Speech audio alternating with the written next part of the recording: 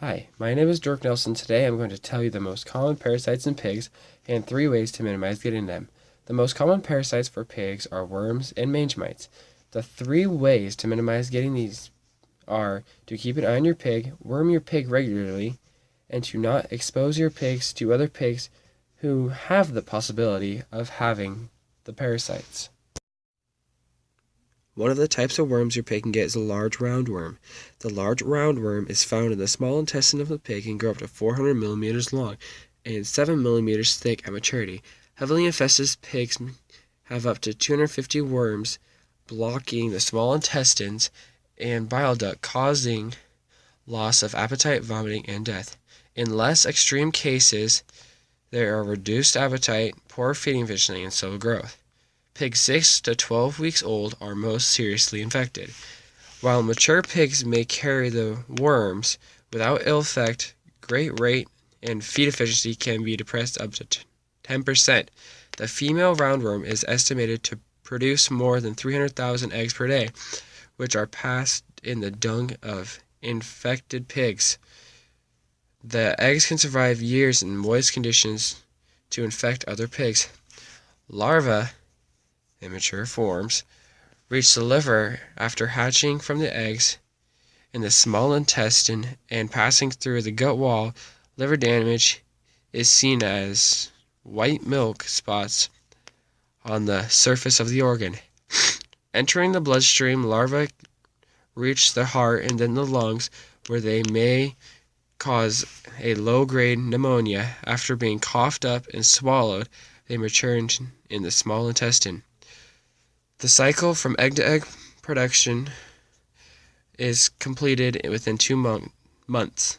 The parasite is confirmed in a herd in the presence of eggs and feces and evidence of liver damage at slaughter. The large roundworm is most common and most economically important internal parasite of pigs in Queensland.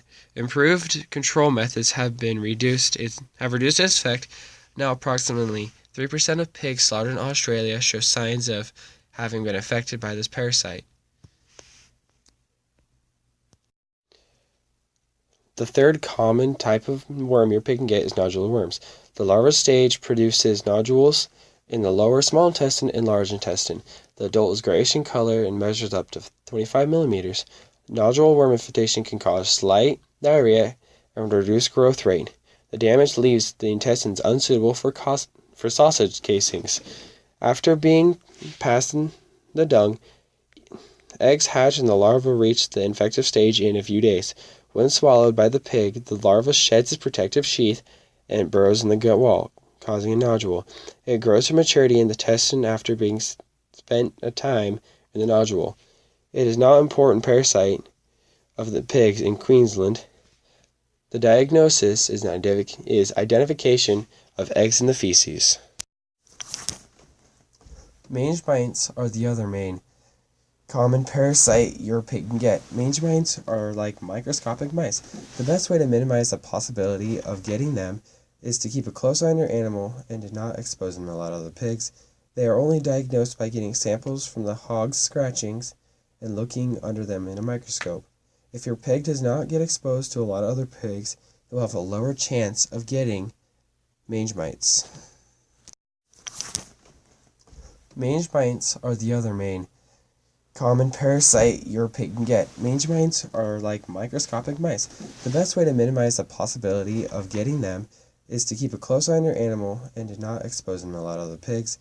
They are only diagnosed by getting samples from the hog's scratchings and looking under them in a microscope. If your pig does not get exposed to a lot of other pigs, it will have a lower chance of getting mange mites.